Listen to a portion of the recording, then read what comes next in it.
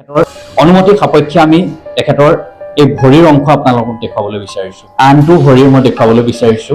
সেয়া প্ৰথমতে মোৰ হাতবিলাক এনেকৈ বেকা হৈ এনেকুৱা আঙুলিবোৰত লাগি যায়, চকুটো ফুলি যায় নিজে নিজে অট'মেটিক। চুলি মানে দীঘল চুলি কাটি চুটি কৰি দিয়ে।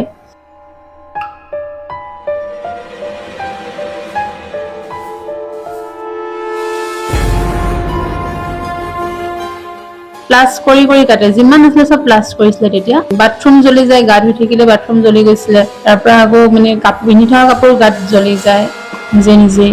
মনলৈ কি ধাৰণা আহিছে বুলিয়ে ক'ম আৰু, কাৰণ ভূত চুত আহিলেতো নিজৰ গাত বা সোমাই পিনি বা নিজে হাতে কাটিছো সেইটো বেলেগ কথা, কিন্তু এতিয়া যিটো মোৰ লগত হৈছে ডেফিনেটলি ব্লেক মেজিকেই হ'ব, আৰু তাৰ উপৰিতো বেলেগ হ'ব নোৱাৰে। ডাক্তৰে তেতিয়া কৈছে যে এইবোৰ ড্ৰামা কৰিছা বুলি কৈছে, পাগল নেকি এইবিলাক মেণ্টেলি মানুহে কৰে, এইবিলাক নিজে কৰিছা তেনেকে বুলি কয়। এনেকে হাতখন কৰিছে, যেতিয়া মোৰ ব্লাড এইফালৰ পৰা হেৰি কৰি মোৰ কাপোৰত পৰিছে, তেতিয়া ছাৰে হাতখন এনেকে কৰি চাইছে, অ' মাই গড এনেকে বুলি কৈছে। আৰু প্ৰথমতেতো বিলিভ কৰাই নাছিলে, যেতিয়া নিজে নিজে ডাক্তৰৰ ওচৰত যেতিয়া ব্লাডটো ওলাই পৰে তেতিয়া মোক কৈছে মোক মাফ কৰি দিবা দেই, চৰি। থানাত এণ্ট্ৰিখন দিব গৈছিলো, তেতিয়াও তেওঁলোকে কৈছে যে মানে আমাৰ ওচৰলৈ অহাতকৈ আগে মানে বেজৰ ওচৰলৈ যায়, এইটো বেজৰ বহুত জৰুৰী। মানে মোৰ লগত যেতিয়ালৈকে হোৱা নাছিল মোক বিশ্বাস কৰা নাছিলো, মানে তেওঁলোকে কামটো লৈও মানে এৰি দিয়ে, মানে বহুত পাৱাৰফুল বস্তু হেৰি কৰি আছে। মানে তেওঁলোকে যিহেতু কামটো লয় তেওঁলোকৰ ঘৰত টিঙত দবদবাই ফুৰে ৰাতি। এই আচলতে এতিয়া এক পৰিৱেশ আচলতে আমি এই বাতৰি প্ৰস্তুত কৰি থকাৰ মুহূৰ্ততে আচলতে মই আপোনালোকক দেখুৱাবলৈ বিচাৰিছো। মানে কি তাইতো বেলেগৰ ঘৰৰ ছোৱালী, মই তাইক বিয়া কৰি আনিছে, মোক কৰিব লাগে ন, তাই কিয় কৰিছে বাৰে বাৰে? তাইতো আমাৰ ঘৰৰ ছোৱালী, মই তাৰমানে মই সহ্য কৰিব পাৰিম, কিন্তু তাই বেছি ল'ব লাগে যে।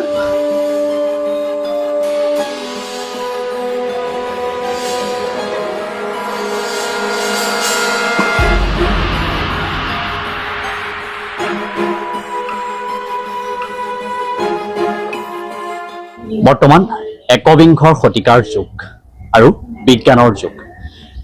বৰ্তমান সময়ত আপুনি ভূত বা অলৌকিক বা এই অদৃশ্য শক্তিবোৰৰ কথা আপুনি বিশ্বাস কৰেনে? বিশেষকৈ যদি কওঁ ভূতৰ কথা আপুনি বিশ্বাস কৰেনে? এটা সময়ত যেতিয়া আমি পঢ়িছিলোঁ সাধুৰ কথা, ভূতৰ কথাবোৰৰ কথা, সেইখিনি আমি সঁচা সঁচি যেন লাগিলেও যে প্ৰত্যক্ষভাৱে আমি দেখি পোৱা নাছিলোঁ। আমি এক বাতৰি পৰিৱেশন কৰিবলৈ আহিছোঁ যোৰহাটৰ গড়মূৰত, আৰু সেই গড়মূৰত যেতিয়া এই বাতৰি আপোনালোকে পৰিৱেশন যি আমি বাতৰি প্ৰস্তুত কৰিছোঁ, সেই বাতৰি প্ৰস্তুত কৰাৰ বাতৰি যদি আপুনি চাই ভাবিব যে হয় বৰ্তমান সময়তো বিজ্ঞানৰ সময়তো বা একবিংশ শতিকাটো যে ভূত প্ৰেত এনেকুৱা ধৰণৰ অলৌকিক সেই শক্তিবোৰ যে আছে। কিয় আছে বুলি কৈছোঁ, এঘৰ মানুহৰ ৩টা বছৰ জুৰি এই অলৌকিক শক্তি বা ভূতৰ যি তাণ্ডৱ সহ্য কৰি আহিছে। ভূতৰ তাণ্ডৱত আচলতে বা অলৌকিক শক্তিৰ ফলত আচলতে এগৰাকীৰ মহিলাৰ গাত আচলতে ৰক্তাক্ত পৰিৱেশ হৈছে এই ৩টা বছৰে। তেখেতেও গম নাপায় বা পৰিয়ালেও গম নাপায় কোনটো সময়ত কি ঘটনা সংঘটিত হয়। এই ঘৰটোতে আমি যি সময়ত গড়মূৰত অৱস্থিত আছো বা উপস্থিত আছো, সেই ঘৰটোত পিন্ধি থকা কাপোৰ অট'মেটিকলি জ্বলি যায়। আৰু সেই ঘৰটোত আমি প্ৰৱেশ কৰিব বিচাৰিছো, এটা পৰিয়ালৰ লৈ আমি যাব বিচাৰিছো। পৰিয়ালৰ প্ৰথমতে মই দেখুৱাবলৈ বিচাৰিছো সেই পৰিয়ালটোৰ কাষলৈ আমি যাব বিচাৰিছো। এই পৰিয়ালটোৱে আপোনালোকক সকলোৰে সহায় বিচাৰিছে। এই পৰিয়ালটোৱে এগৰাকী মহিলা আৰু এজন পুৰুষ, অৰ্থাৎ তেখেতৰ স্বামী ৩টা বছৰ ধৰি হতাশগ্ৰস্ত হৈ পৰিছে, কাৰণ বিভিন্ন স্থানত গৈ বিভিন্নজন চোৱা চিতা কৰা বেজ বা এনেধৰণৰ যিসমূহ লোক আছে, তান্ত্ৰিকেই হওক, বিভিন্ন লোকৰ ওচৰলৈ গৈছে। মই প্ৰথমতে তেখেতৰ অনুমতি সাপেক্ষে তেখেতৰ ভৰিৰ যি অংশ, যিহেতু আপোনাক কৈছিলো ৰক্তাক্ত হৈ থাকে এটা শৰীৰ, সেই শৰীৰটো আচলতে মই দেখুৱাবলৈ বিচাৰিছো। সেয়া হৈছে তেখেতৰ অনুমতি সাপেক্ষে আমি তেখেতৰ এই ভৰিৰ অংশ আপোনালোকক দেখুৱাবলৈ বিচাৰিছো। এয়া ৰক্তাক্ত হৈ আছে, তেজ বিয়পি থাকে এনেদৰে। আনটো ভৰিৰ মই দেখুৱাবলৈ বিচাৰিছো। এয়া আমি কোৱা কথা নহয় আচলতে, যিহেতু মই পূৰ্বতে উল্লেখ কৰিছো ভূতৰ কথা যি কৈছো বা অলৌকিক শক্তিৰ কথা কৈছো, এয়া আচলতে মই কৈছো যদিও তেখেতৰ ভাষ্যহে মই লৈ পিম তেখেতক মই ক'বলৈ বিচাৰিছো। এয়া ডিঙিৰ অংশ মই আপোনালোকক দেখুৱাবলৈ বিচাৰিছো। এয়া পূৰ্বতে হৈ যোৱা, আৰু পূৰ্বতেও ইয়াৰ পৰা আগতে হৈছিলে ঘৰত আচলতে অট'মেটিকলি জ্বলি যায় পিন্ধি থকা কাপোৰ। কি হয় সকলোখিনি কথা বিৱৰণ আপোনালোকৰ পৰা জানিব বিচাৰিছো। কি হৈছিল আচলতে? বা ভূত বা অলৌকিক শক্তি বুলি আপুনি কিয় ক'ব বিচাৰিছে? মই কিয় ক'বলৈ বিচাৰিছো মানে মোৰ লগত যিটো হৈ আছে সেইটোৱে কৈছো বাৰু। আপোনাৰ বিয়া পতাৰ 9 মাহৰ পাছত প্ৰথমতে মোৰ হাতবিলাক এনেকৈ বেকা হৈ এনেকুৱা আঙুলিবোৰত লাগি যায়, চকুটো ফুলি যায় নিজে নিজে অট'মেটিক।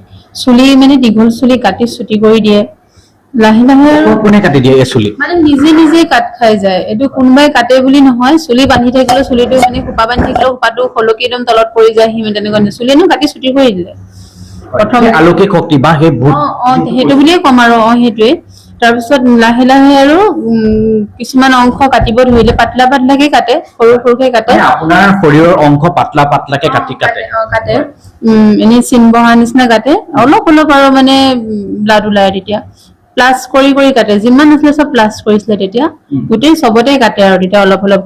কিন্তু এতিয়া যিটো হৈছে এবছৰ যোৱা বছৰো হৈছিলে সেইটোতো মানে বাথৰুম জ্বলি যায়, গা ধুই থাকিলে বাথৰুম জ্বলি গৈছিলে। বাথৰুমত কি জ্বলি যায়? মানে বাথৰুমটোৱে জ্বলি যায় একদম পুৰা, মানে গোটেই বাথৰুমটোও জ্বলি যায় নিজে নিজে।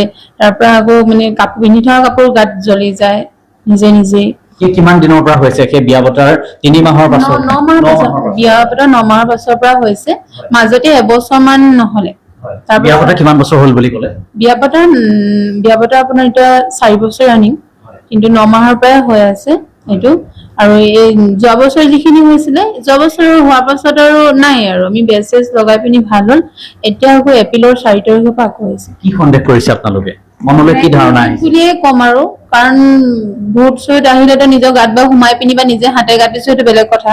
এতিয়া ভূত লাগিছে বুলি ক'ব বা বেয়া বস্তু কিবা গাত লাগিছে বুলি ক'লে বেলেগ কথা। কিন্তু এতিয়া যিটো মোৰ লগত হৈছে ডেফিনেটলি ব্লেক মেজিকেই হ'ব, আৰু তাৰ উপৰিতো বেলেগ হ'ব নোৱাৰে। আৰু আমি ডাক্তৰৰ ওচৰতো গৈছো, ডাক্তৰে প্ৰথমতে যেতিয়া মই গৈছো ডাক্তৰে তেতিয়া কৈছে যে এইবোৰ ড্ৰামা কৰিছা বুলি কৈছে, পাগল নেকি এইবিলাক মেণ্টেলি মানুহে কৰে, এইবিলাক নিজে কৰিছা তেনেকে বুলি কয়। মই তেওঁক মানে বহুত ক'লো, নহয় ছাৰ নিজেনো কিয় কৰিম, তেতিয়া হাজবেণ্ডে কৰিছে এনেকে বুলি কৈছে। নহয়, এইটো নিজে নিজে হয়, অট'মেটিক টেষ্টটো ওলাই যায় এনেকে বুলি কৈছো। বিশ্বাস কৰা নাই, হ'লেও মানে মোৰ প্ৰেচাৰটো যেতিয়া চাইছিলে এনেকে হাতখন কৰিছে, যেতিয়া মোৰ ব্লাড এইফালৰ পৰা হেৰি কৰি মোৰ কাপোৰত পৰিছে, তেতিয়া ছাৰে হাতখন এনেকে কৰি চাইছে, অ' মাই গড এনেকে বুলি কৈছে আৰু নিজে নিজে হৈ গুচি যায় বা ডাক্তৰৰ ওচৰত থাকোতেও নিজে প্ৰথমতেতো বিলিভ কৰাই নাছিলে। যেতিয়া নিজে নিজে ডাক্তৰৰ ওচৰত যেতিয়া ব্লাডটো ওলাই পৰে তেতিয়া মোক কৈছে, মোক মাফ কৰি দিবা দেই, চৰি তুমি। ডাক্তৰে কৈছে মোক মাফ কৰি দিবা, চৰি। ডাক্তৰজনে কৈছে তুমি মোক দেখুৱাতকৈ তুমি এটা কাম কৰা যে তুমি বেজক দেখাবা। ডাক্তৰজনে নিজে কৈছে যে বেজক দেখুৱাবলৈ। যোৱা বছৰ আমি থানালৈও গৈছিলো, মানে কাগজখন দিব গৈছে আৰু নৰ্মেলি আৰু যে মানে কিবা এটা যদি বাইচান্স হৈ যায় ফেমিলিটো মানে ফচি নাযাওক বুলি, আৰু যে কোনোবাই হলেও মানে এতিয়া মোৰ ঘৰৰ মানুহ যদি মই যদি এইবোৰ হৈ পিনি যদি মৰি থাকো ডেফিনেটলি মাহঁতে কেছ কৰিব, এটপতে কেছ কৰিব। সেইটো কাৰণে মানে মই থানাত এন্ট্ৰিখন দিব গৈছিলো। তেতিয়াও তেওঁলোকে কৈছে যে মানে আমাৰ ওচৰলৈ অহাতকৈ আগে মানে বেজৰ ওচৰলৈ যাওক, এইটো বেজৰ বহুত জৰুৰী। আজিও গৈছো, এতিয়া বাৰু কাগজখন দিব যাব, আজি যাওঁতেও সেইটোৱে কৈছে আপোনালোকে আমাৰ ওচৰলৈ অহাৰ আগত মানে বেজক দেখাওক, বেছি দৰকাৰী মানে সেইটো। যিহেতু ক'লে আচলতে বিশ্বাস কৰিবলৈ অতিকৈ টান হৈ পৰে। পুলিচ আৰু বিজ্ঞানৰ যুগত ডক্তৰে আমি ভগৱান বুলি ভাবো, ডক্তৰক আমি ভগৱান বুলি ভাবো, কিন্তু সেই ডক্তৰে আচলতে কৈছে আপোনালোকে বেজৰ ওচৰলৈ যাওক। আৰু ঘৰখনৰ পৰিৱেশ দেখুৱাবলৈ বিচাৰিছো, ভগৱানৰ যি প্ৰতিচ্ছবি আছে, মূৰ্তি আছে, এনেদৰে সজাই ৰাখিছে, কিন্তু এই ঘৰটোত বা এই ৰুমটোত আচলতে সেই শক্তিৰ আচলতে প্ৰভাৱ কম বুলি কৈছে। সেই অলৌকিক শক্তিৰ বা সেই ভূতৰ বা যি অদৃশ্য শক্তিৰ আচলতে সেই প্ৰভাৱ কম বুলি কৈছে। মই তেখেতৰ স্বামীৰ ওচৰলৈ যাব বিচাৰিছো, স্বামীৰ ওচৰত মই কথা পাতিব বিচাৰিছো। কি হৈছিলে দাদা ঘটনাটো কওকচোন অকণ বিপৰীত। প্ৰথমতে আপোনাৰ বিয়া পতাৰ 9 মাহ পাছতো হৈ আছে, সেই আগৰ যিবাৰ মানে 5 বাৰলৈকে মানে এই 6-7 মাহ থাকে ভাল কৰো আকৌ হয়, কিন্তু এইবাৰ মানে অলপ বেছি হৈ গৈছে। যেতিয়া আপুনি ডক্তৰৰ ওচৰলৈ যায়, পুলিচৰ ওচৰলৈ যেতিয়া যায়, পুলিচেও কয় আপুনি বেজৰ ওচৰলৈ যাওক, বা ডাক্তৰৰ ওচৰত যেতিয়া আপুনি দেখুৱাবলৈ যায় ডাক্তৰেও কয় যে আপুনি বেজৰ ওচৰলৈ যাওক। আচলতে কি হৈছে ঘটনা? মানে চায়েন্সৰ যুগত এইবোৰ বিশ্বাস কৰিবলৈ টান হৈ যায়। আপুনি মই যেনেকে বা আমাৰ দৰ্শকসকলেও যেনেকে বিশ্বাস নকৰে, ভূত প্ৰেতৰ কথা বা ব্লেক মেজিকৰ কথা বিশ্বাস নকৰে, যেতিয়ালৈকে হয় তেতিয়াহে আচলতে বিশ্বাস কৰি লয়। এতিয়া আপুনিওতো এজন বৰ্তমান সময়ৰ এজন যুৱক, আপুনি বিশ্বাস কৰিছেনে এতিয়া যে বেজৰ ওচৰলৈ যাব লাগে বুলি? মানে মোৰ লগত যেতিয়ালৈকে হোৱা নাছিল মই বিশ্বাস কৰা নাছিলো, মানে আনক কিবা দেখিলেও মানে তামাচা বলাইছা হৈ যায়। নিজৰ লগত যেতিয়া ঘটিলে তাত মেডিকেলত গলো, তাত ডক্টৰে মানে তাক হেৰি কৰিলে, বোলে কি নিজে দানা কৰি পাইছে বুলি আহিছে। তাৰপিছত তেওঁ অনেক মানসিক ৰোগী বা মানসিক বুলি ভাবে চাইকলজি প্ৰব্লেম থাকে কয় ন এনেকুৱা হয়। তাৰপিছত এই প্ৰেচাৰটো চেক কৰোঁতে আপোনাৰ তেওঁ হাতৰ আগতে মানে যে কাট খাওঁনে বস্তুটো চিনটো পৰি লগে লগে তেজ বৈ আহিলে তেওঁ বোলে তাইক তাক গালি দিছিলেতো মানে মাক খুজিলে তুমি হেৰি বেজৰ ওচৰত হেৰি কৰ দেখালে ভাল হ'ব তেতিয়াৰ পৰা আমি এক্সুৱেলি এই ইমান দিন বছৰে বছৰে ঘূৰি আছো বছৰ বুলি নহয় এটলিষ্ট 6-7 মাহ পিছত অকল বেজৰ ওপৰতে ঘূৰি থকা হৈছে আপোনাৰ তেওঁলোকৰ মানে যিখন বেজ কাম কৰা হয় কিন্তু তেওঁলোকে কামটো লৈও মানে এৰি দিয়ে মানে বহুত পাৱাৰফুল বস্তু হেৰি কৰি আছে যেতিয়া মই এটা কথা ভাবিছোঁ যেতিয়া আপুনি বেজৰ ওচৰলৈ যায় বা কি তেখেতলোকৰ ওচৰলৈ যায় তেতিয়া তেখেতলোকে কি কয় তেতিয়া সেইবিলাক কথা কামটো কৰিম বুলি কয় মানে পাৰিম বুলি কয় মানে এইটো বস্তু মানে তেওঁলোকৰ পাৱাৰ হেৰিত আছে আৰু যাহে বস্তু তেওঁলোকে নোৱাৰা হৈ যায় আৰু মানে এনেকুৱা হয় মই আপোনাৰ মুছলিম জনাব ওচৰতো গৈছো মানে তেওঁলোকে কৈছে মানে কামটো লৈছে নে পইচাটো আনলিমিটেড 10-12 হাজাৰ দেখাই গুচি যায় জানো আপোনাৰ তেওঁলোকে যিহেতু কামটো লয় তেওঁলোকৰ ঘৰত টিঙত দবদবাই ফুৰে ৰাতি তাত মানে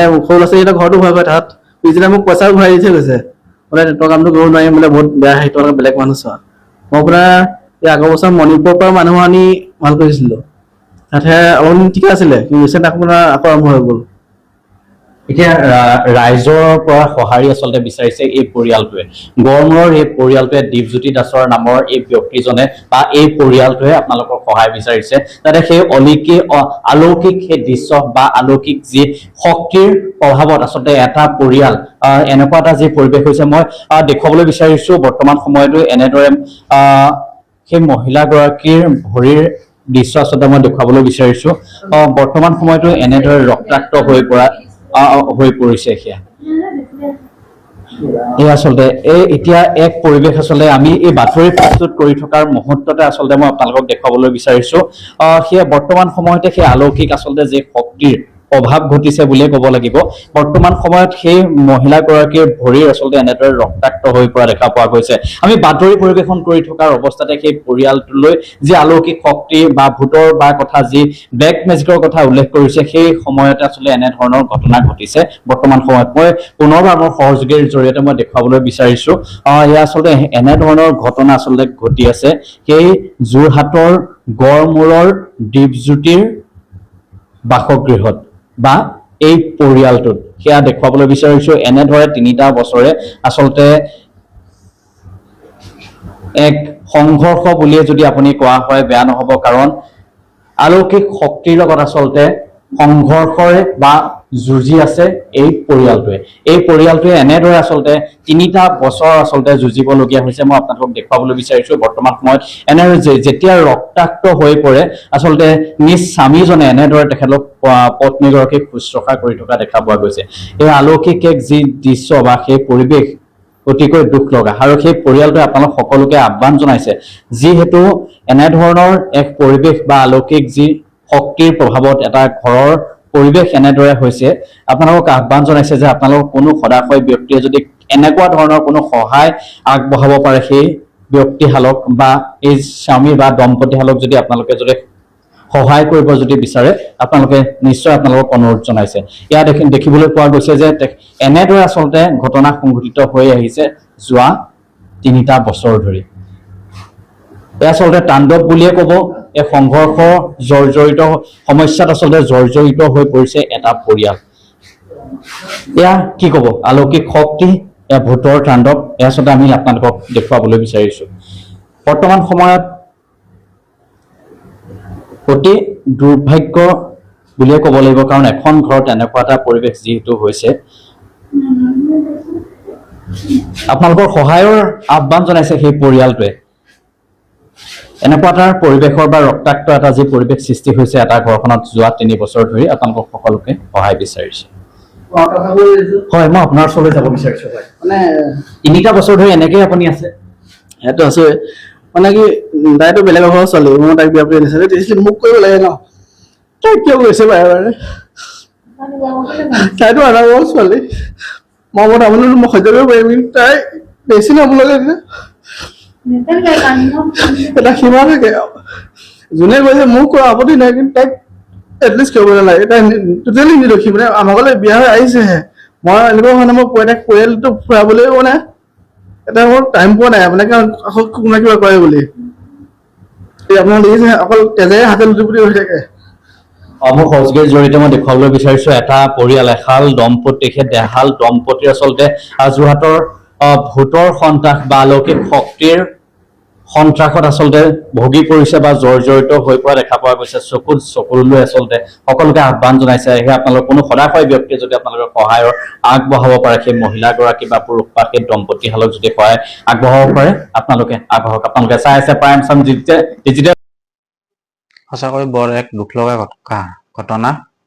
যদি কোনোবাই সহায় কৰিব বুলি পাৰে তেখেতসকলক, এই দুৰ্ভগীয়া পৰিয়ালটোক, তেতিয়াহ'লে নিশ্চয় সহায় কৰক আৰু তেওঁলোকক এই সমস্যাৰ পৰা উদ্ধাৰ কৰক।